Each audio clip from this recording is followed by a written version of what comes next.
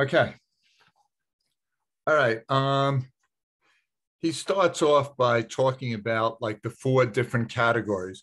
And I think it's really important for you to, I can't think of an other way to say it than just memorize them. Okay. The first one is private goods. They're excludable and rival. So what do we mean by excludable? It means that like the price of the good, even if it's a penny, could cause someone not to buy it. And rival means that if I use the good, it might prevent other people from enjoying it. No, Nick, there's nothing to say as yet. Okay, nothing yet to say. All right, so an example of a private good would be ice cream. All right, the cost of ice cream makes it excludable. And if Nick eats the ice cream, I am not going to enjoy it. All right, the second category of goods is club goods. They're excludable and non-rival, meaning they cost money, which excludes some people, but using it, Nick using it does not ruin my enjoyment of it. Think cable TV. All right, excludable because of price, but non-rival because if you're watching it, it has doesn't hurt me from watching it. Now, club good is also sometimes a natural monopoly, so I keep that in mind. Common resources. They're both non-excludable and rival. And think like fishing, all right?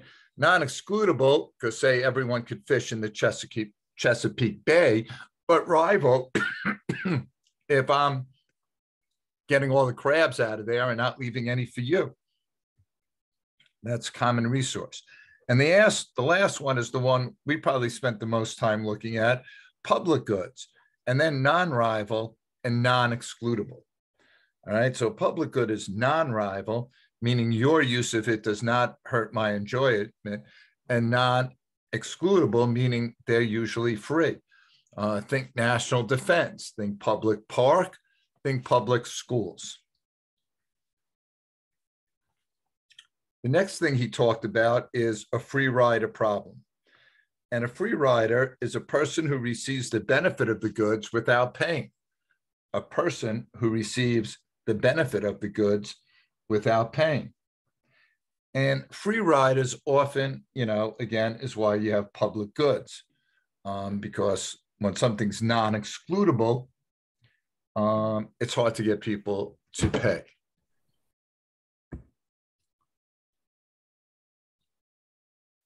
Okay. The difference between, I'll get to that in a second, Carson. Again, a free rider, person who receives the benefit of a good without paying. All right, Carson just wanted to know the difference between club and common. A club is excludable and non-rival, while common resources are non-excludable and rival.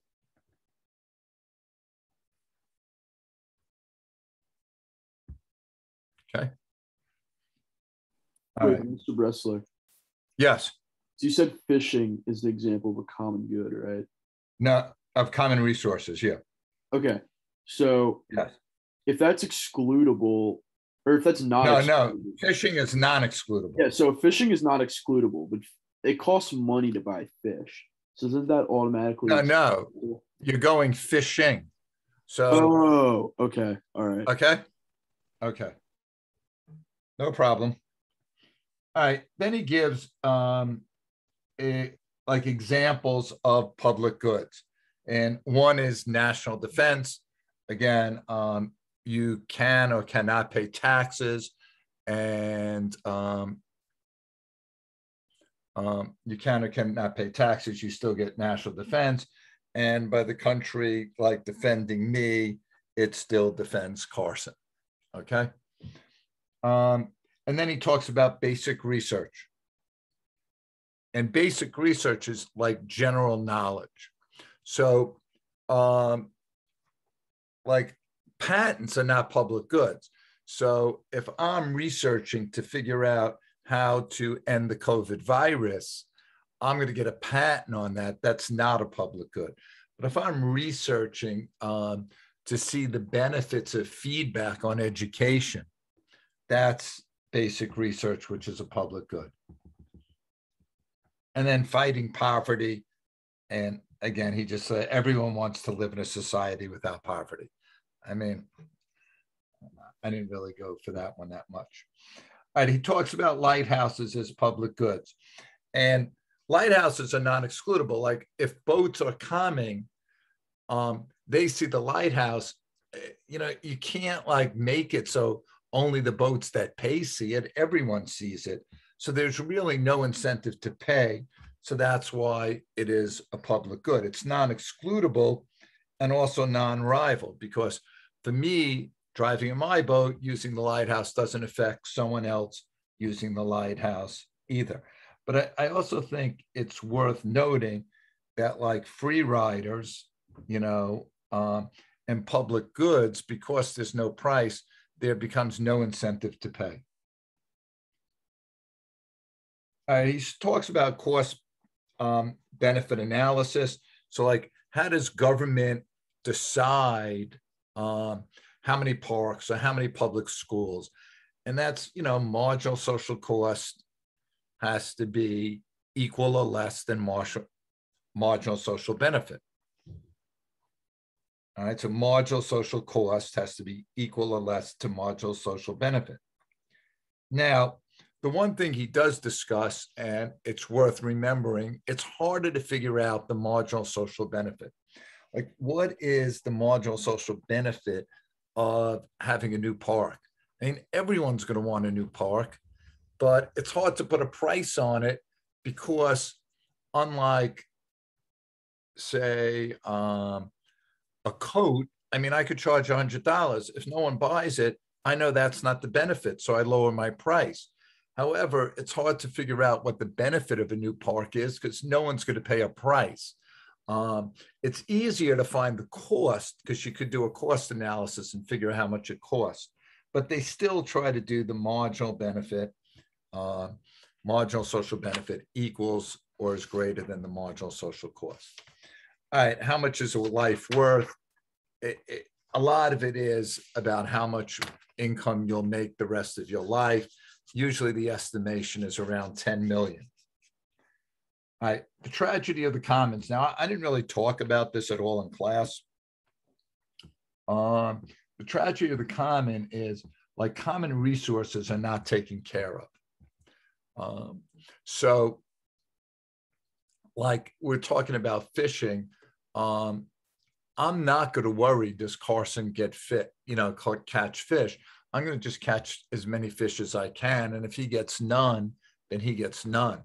And so that's kind of a tragedy of the commons. If you think of like, all right, I'm going to go back and get cost benefits as soon as I finish the tragedy of the commons. If you think of like public bathrooms and, even like the bathrooms at Calvert Hall now are getting like some destruction because they're nobody's bathroom. They're nobody's responsibility and there's no accountability. So we tend to abuse or overuse these common resources, okay? Someone asked me to go back and just go over the cost benefit analysis. I mean, I think the basic cost benefit analysis is marginal social benefit is going to be greater than or equal to marginal social cost. And I would think the only thing in this type is to just realize that it's harder to measure benefits. All right. It's harder to measure how much you want a new school, how much you want a new park.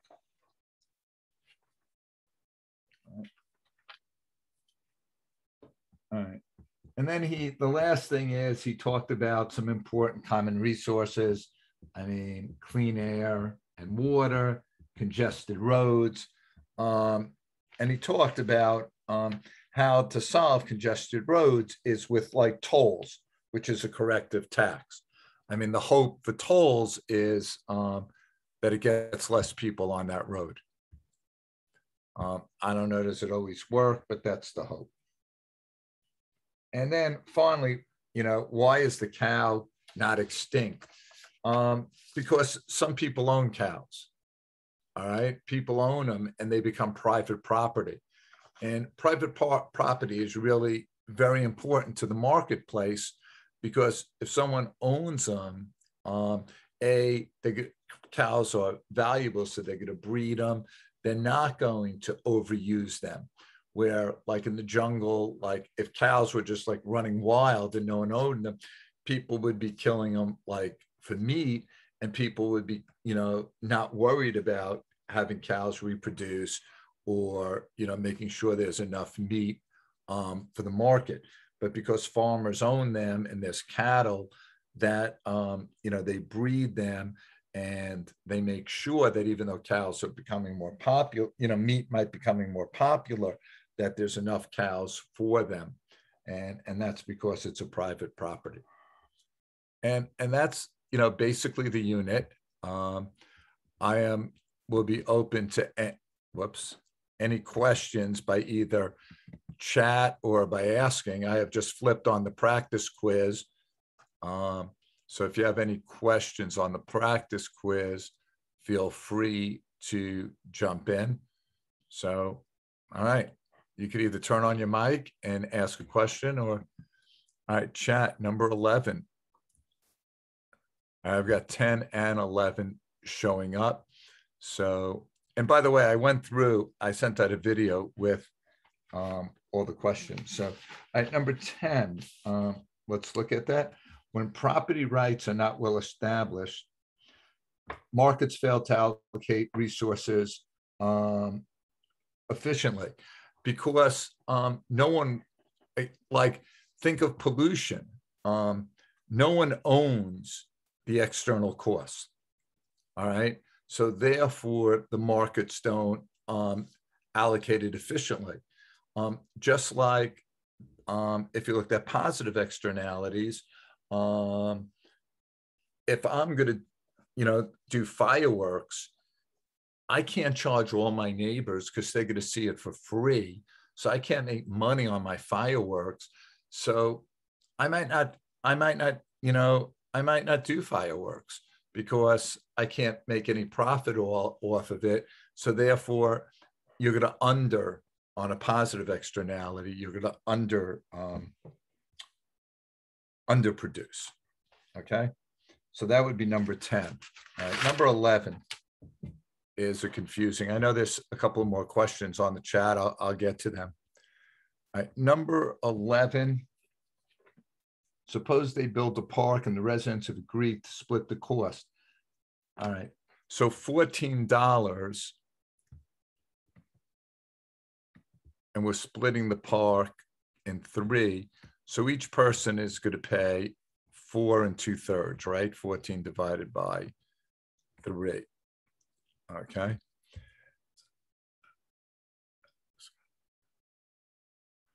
What is the largest park size for which? All right. So now we need to get 2 out of these 3 to vote. All right. So for the first acre, Ed's willing to spend 12. He'll spend 4 2/3. Jim's willing to spend 16. He'll spend 4 2/3. Tony's willing to spend 18. He'll spend 4. All right, so everyone's buying the first acre. The second acre, Ed's willing to spend 8. It's 4 2/3. He'll do it. 12, 4 2/3. He'll do it. 24, 4 2/3. He'll do it. So they're doing 2. The third, Ed's not doing it. He's only willing to spend 4. It's 4 2/3. But he's going to get outvoted because Jim's 8 and 4 2/3. And Tony's 20 and 4 2/3. The fourth, again, Ed's willing to spend 2. He's not going to spend 4 1/3. Jim's willing to spend 4, and it's 4. All right. So they're not going to do the 4th acre because both Jim and Ed are not willing to spend 4 2/3. So they're going to overrule Tony. So the answer there is 3 acres. All right, I'm going to just check the chat here.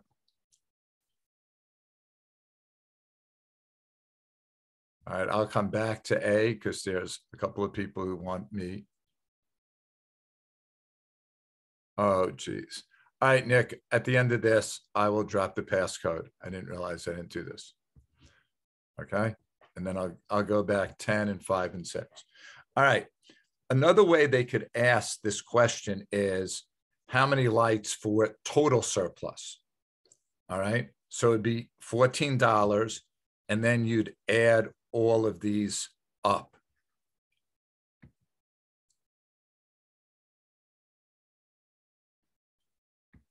Okay. So, you know, if it was $14, all three of them, their marginal benefit for the first is over 14. It's 20, it's 44 for the second. So they're going to get the second. It's 12, it's 32 for the third, but it's only 22 for the fourth. So the total surplus would only get 3. And the last thing they could do is just ask like about Ed. So Ed say 12 is greater than 4 2/3. That would be 1. 8 is greater than 4 2. But Ed, if it was up to Ed, would only do 2 acres. So that's kind of 3 ways they could do the question. Okay.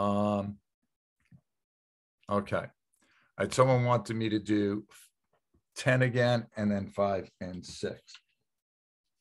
10.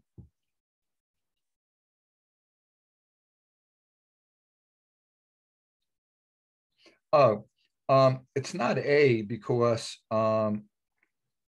like pollution doesn't become a public good. You know, there's no property rights. No one owns like pollution, but because it's an external cost and no one owns it, the markets fail to allocate that efficiently. But that doesn't make it a public good. All right. So the markets fail to allocate when no one has ownership. All right. All right. 10, that's the 10 is the property rights good. The only other question I think they could ask for property rights is that it's very important to a market economy. All right. So people want 5 and 6. Okay. I'll do 5. I think that's a little easier. And then we'll go to 6. 6 is a little like, I guess, 11, just with different numbers. But all right. At 5, suppose the town is considering to an additional. So the reduction of crime is estimated. So the marginal benefit is $10 for each person. There's 4,500 residents. So if each of the 45 are going to put in $10, the marginal benefit would be 45,000.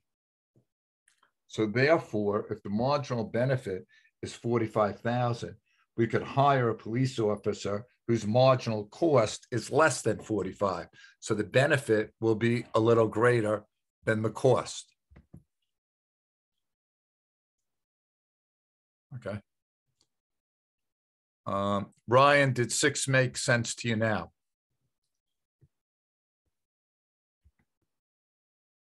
I mean, did 5 make sense to you?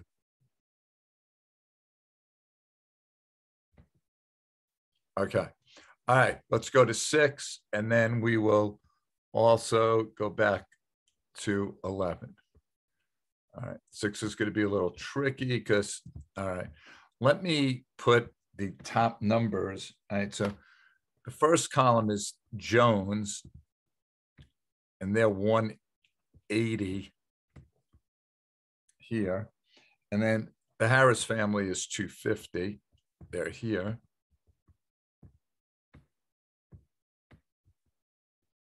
And the Wang family is 220.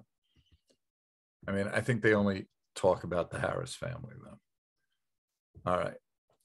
What is going on here? So there's 220. All right. So suppose the cost to install each streetlight is 300, and the families have agreed. All right. So now the families have agreed to split it. So it's $100 a person. All right, just check this chat. Okay, I will definitely get to 12.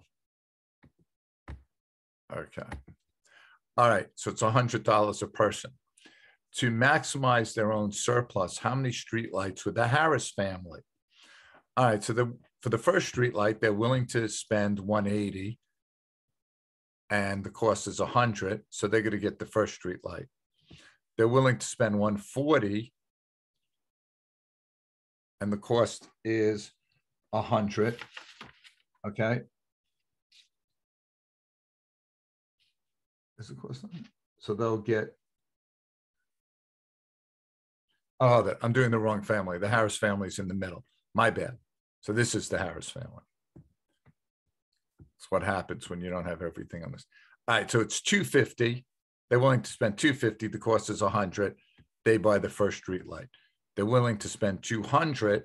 The cost is 100. They'll get the second. They're willing to spend 140 and the cost is 100. They'll get the third.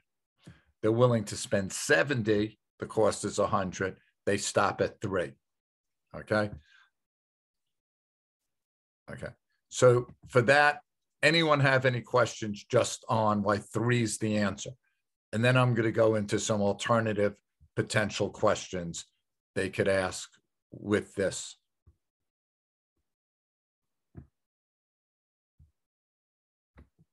Okay, I probably shouldn't have erased that, but I did.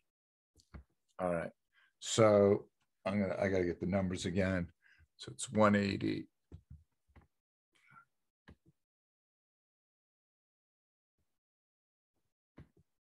Right now, the pen, of course, having trouble writing. Okay, so it's 180. 250.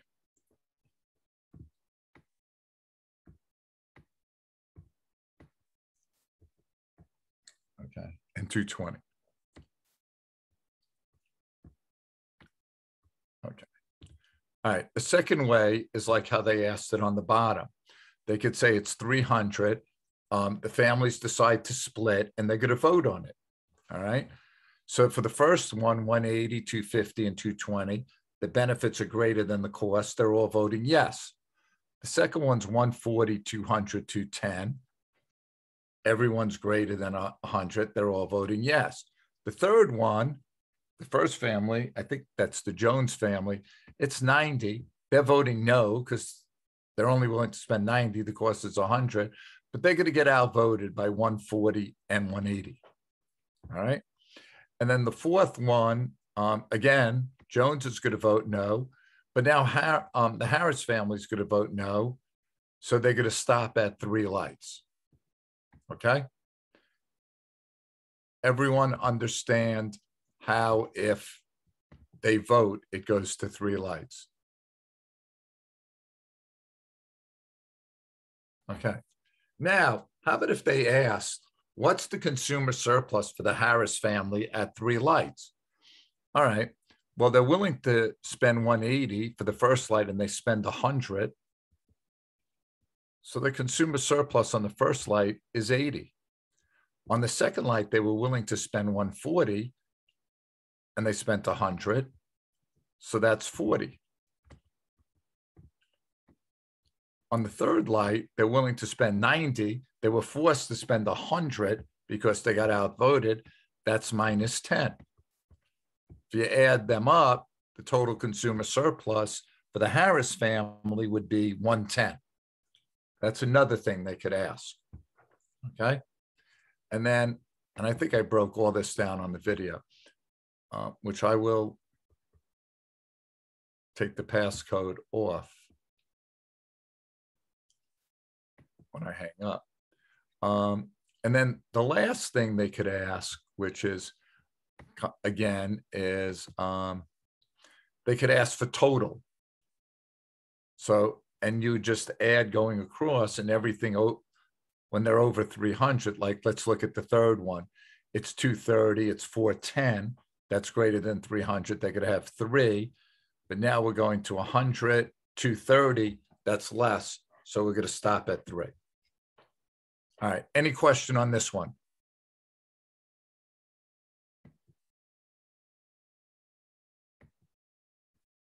All right. I am going down.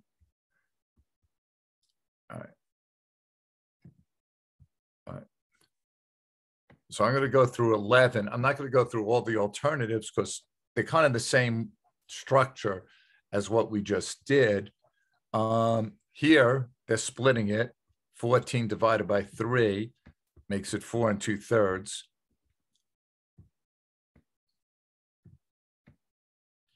The residents vote. Okay, so we're voting, right?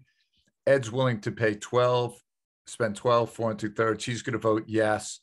Jim is willing to spend 16, 4 2/3. He's going to vote yes. Tony, 28, 4 2/3. He's going to vote yes. Remember, 4 2/3 is the marginal cost, and these are the marginal benefits. Ed's benefiting 8. He's going to spend 4 2/3. Jim, 12. He'll spend 4 2/3. Tony, 24. So 2. Ed's voting no here. He's willing to spend 4. It's 4 2/3. He's not going to spend it. Jim, however, is 8. 4 2/3 is a yes. Tony's a yes. So Ed's getting outvoted. We're going to the fourth one. Again, Ed's voting no, but now Jim's voting no. So we're stopping at 3. Anyone have a question on that?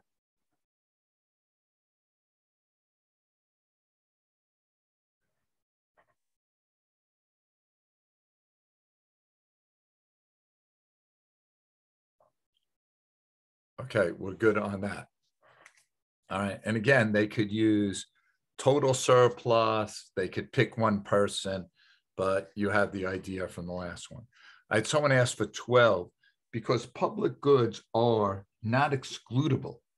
So because, say, the lighthouse, you cannot exclude me from using the lighthouse, I have an incentive to be a free rider. Because if you charge, why should I pay? You can't exclude me. So there's an incentive then to be free riders. Does that make sense, Carson? I think you asked that one. Nah. I mean, I guess so. I was kind of just like thinking if it's automatically free, wouldn't someone using it not even be a free rider in the first place? Like, yeah, I mean, I guess they would, but then that wouldn't really be an issue because it's already. Yeah. I mean, yeah, I see what you're saying. It's probably public goods are cause because they're not excludable. And the question might not be framed perfectly. It's really why you have public goods, because you can't exclude people and they become free riders. So Okay, yeah, that makes sense. okay. Any other questions anyone has on anything? All right, the 2 charts, my guess is they're definitely on the quiz. Okay, so know how to manipulate those questions. Know the, for, the, rival, resource, club goods, public goods, and so on.